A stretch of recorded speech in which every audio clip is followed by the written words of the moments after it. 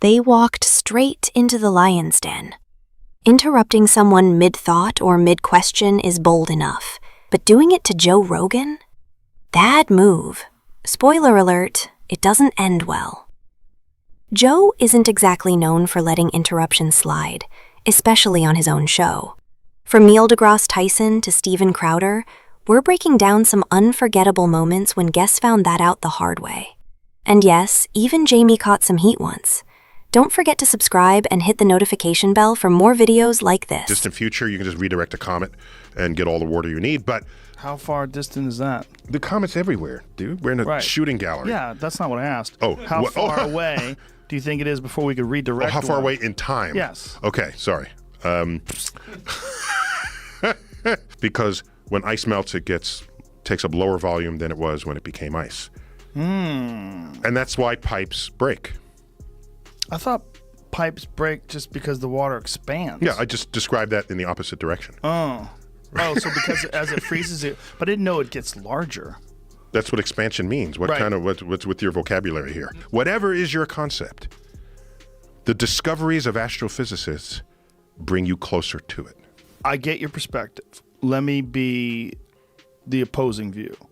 They feel... No, I'm not trying to... No, I know you're not. This is just information. Okay. This is information, and I walk out of the room. Believe it or not, this wasn't Neil's first time on the show. You'd think he'd have the rhythm down by now. But nope, his trademark habit of dominating the conversation was on full display. Sure, his scientific insights are fascinating, no question there.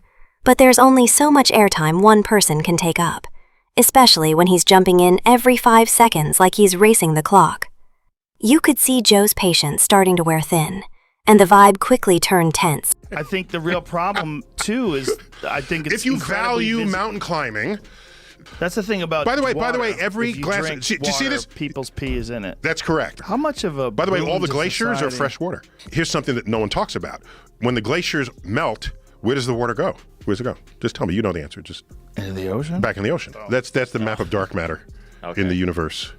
A three-dimensional map. I've tried to give that a shot. Yes. No, we don't know what it is, so don't worry about it if you don't understand it. Yeah, but it's too goddamn confusing for me. No, it's not confusing at all. It's not. It's something out there that has 85% of the gravity of the universe, and we don't know what the hell it is. That's not confusing? It's not confusing. It's if you don't know what the hell it is, it's confusing by nature.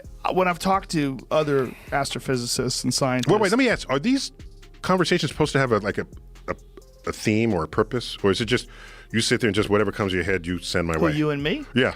Well, clearly, it's just whatever comes to my head. I don't know. That is, if Joe even gets a chance to get a word in. The comment section didn't hold back on this episode. One viewer quipped, "I feel like Neil deGrasse Tyson didn't let the guest speak much." While another joked, "Imagine 2 Neil deGrasse Tysons in a room. It'd be a black hole of interruption. Neither one could talk. They'd implode under the weight of their own non-stop commentary." Coming up next, Adam Curry, who took a bold swing by cutting Joe off before he could even finish asking a question. Right? If they decided to have an Apple coin, and you'd buy all Apple products with Apple phones, Apple iMacs, and you just invest in... What do you mean no? Hold, please. I'm going to tell you what it is. Hold, please. Let me finish. You let people invest in being a part of the company. So you buy coins, and through those coins, you can buy products, and you can invest a certain amount, and the coins go up, you actually make money. The coins go down, you lose money. And as the company keeps doing better, it's almost like another version of stocks or something. And you buy it all through that. Is that possible? Possible. Now that you heard me all the way through. Sorry, Is that possible? it's a very bad habit No, I have. that's okay. I'm You're just excited to talk. I'm a fucking know-it-all. I'm very excited you're smart. about it. That's You're it. excited to talk. If you're not familiar with Adam Curry, he's basically the original podcaster. Some even call him the Podfather. He and Dave Weiner co-created a program called iPodder, which let users download internet radio broadcasts directly to their iPods. Oh, and by the way, if you haven't liked the video or subscribed yet, what are you waiting for? Now, credit where it's due. Adam caught himself mid-interruption and quickly pulled back, but nothing quite compares to the explosive back and forth between Joe and Steven Crowder. That one ranks among the show's most unforgettable moments.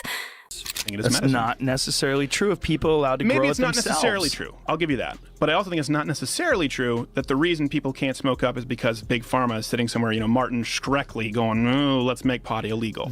Well, not that That's guy. my only point. But there are absolutely people who have lobbied, as we talked about how the prison guard union has lobbied to keep marijuana illegal. There's absolutely pharmaceutical companies have done the same thing. It was revealed in the WikiLeaks memos. See, this is where I was saying don't care about don't this. interrupt me.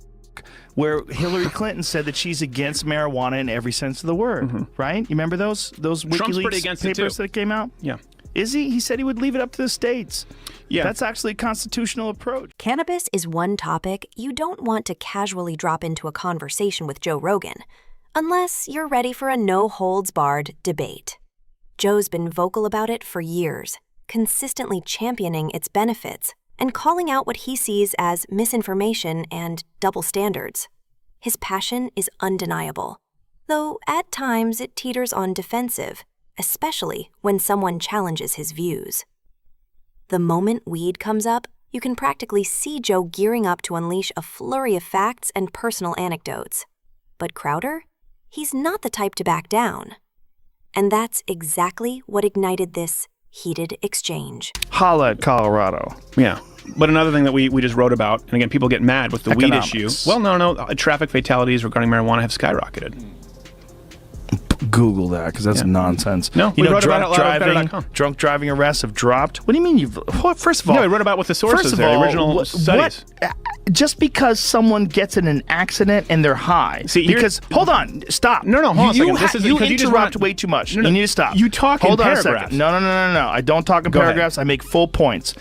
If people are high a lot and the same amount of fatalities exist, but the people that get checked once they get into these accidents happen to be high, it does not necessarily mean that marijuana caused those fatalities. It could be that you have an increased incidence of people doing marijuana and altercations that could not have been avoided. It could be. It could be. But the statistical change is measurable. Well, what is from it? pre and You're post. talking about in Colorado. In states where it's been decriminalized Let's or go legalized. with Colorado. And it went on like that for a solid 10 minutes. The comment section blew up, with people roasting Joe and calling him out for how he handled the situation. The backlash got loud enough that Joe eventually took to Instagram with a lengthy apology. Part of it read, "Well, this one went off the rails for a while. First of all, I genuinely like Steven as a person. While we don't agree on everything, I think he's a good man." He admitted that by the time they got to the marijuana debate, they were both, especially him, a bit drunk and didn't handle the conversation well. He continued, "Judging by my personal level of regret after this exchange, I messed up. I take full responsibility for how off the rails it got, and I'm truly sorry if it upset any of you who listen or watch the show." Honestly, I don't think he even needed to apologize, but it really speaks to the kind of character he has.